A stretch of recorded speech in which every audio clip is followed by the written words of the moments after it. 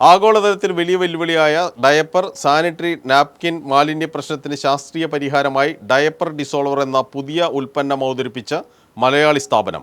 കൊല്ലം ചടയമംഗലത്തെ പോരേടം ആസ്ഥാനമാക്കി 2006 ആരംഭിച്ച ഹൈജീൻ ലബോറട്ടറീസാണ് ഉൽപ്പന്നം വികസിപ്പിച്ചത്. ഉപയോഗിച്ച ഡയപ്പറും നാപ്കിനും ലയിപ്പിക്കാൻ കഴിയുന്ന ലോകത്തിലെ ആദ്യ പേറ്റന്റ് ഉൽപ്പന്നമാണിതെന്ന് സംരംഭകർ പറഞ്ഞു. സംസ്ഥാന ആരോഗ്യ ശുചിത്വ വകുപ്പുകൾ, സ്വച്ഛ് ഭാരത അഭിയാൻ പദ്ധതി എന്നിവയുമായി സഹകരിച്ച് തെരഞ്ഞെടുത്ത ജില്ലകളിൽ പരീക്ഷണാടിസ്ഥാനത്തിൽ പദ്ധതി നടപ്പിലാക്കുകയാണ് ലക്ഷ്യം. മാലിന്യ സംസ്കരണ രംഗത്ത് വലിയ മാറ്റത്തിന് ഇത് വഴിയൊരുക്കുമെന്നാണ് വിലയിരുത്തലുകൾ. ടോയ്ലറ്റുകളിലേക്കും തുറന്ന ചാലുകളിലേക്കും മാലിന്യ കുമ്പാരങ്ങളിലേക്കും ഡയപ്പർ തള്ളുന്ന സാഹചര്യം വളരെ വ്യാപകമാണ്.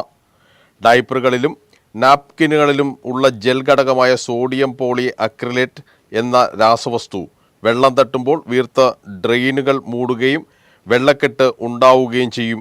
നമ്മുടെ പട്ടണപ്രദേശങ്ങളെ ആകമാനം വെള്ളത്തിലാഴ്ത്തിയതിൽ പ്രധാന പങ്ക് വഹിച്ചത് ഈ ഡയപ്പറിനുള്ള പങ്ക് വലുതാണ്. ആ ഒരു സംഭവത്തോടു കൂടിയാണ് ഞാൻ ഇതിനെ നശിപ്പിക്കുന്ന ഒരു പ്രക്രിയയിലേക്ക് തിരിയുകയും അതിൻ്റെ പിന്നിൽ നല്ലൊരു ശ്രമകരമായ ജോലി നടത്തുകയും ചെയ്യുന്നത്. ഇതിൽ വക്കീൽ സൂചിപ്പിച്ചതുപോലെ ലോകത്ത് തന്നെ ഇത്ര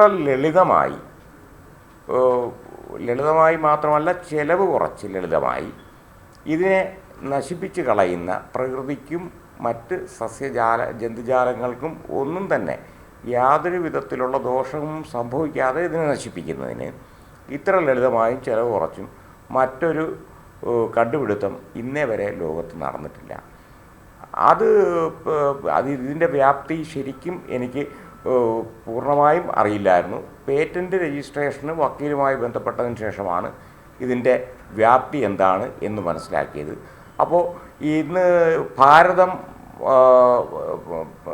വളരെ ശുചിത്വ ഭാരതത്തിലേക്ക് നീങ്ങുന്ന ഈ ഘട്ടത്തിൽ ഭാരതത്തിന് ലോകത്തിൻ്റെ മുമ്പിൽ തന്നെ ശുചിത്വത്തിനായി ഒരു സിഗ്നേച്ചർ കൊടുക്കാൻ ഇതിലൂടെ കഴിയുമെന്നാണ് ഞാൻ പ്രതീക്ഷിക്കുന്നത്. ഇത് ജനങ്ങൾക്ക് ഏറ്റവും ഉപകാരപ്പെടത്തക്ക രീതിയിൽ ഗവൺമെൻറ്റുകൾ ഇതിനെ ഏറ്റെടുക്കും എന്ന് തന്നെയാണ് ഞാൻ കരുതുന്നത്. ഇത്രയുമാണ് എനിക്ക്. ഹൈജീൻ ലബോറട്ടറി സ്ഥാപകൻ Imam Hasan, industrial chemist Sandra Narayanankutty, advocate KY Sudheendran എന്നിവർ വാർത്താ സമ്മേളനത്തിൽ പങ്കെടുത്തു.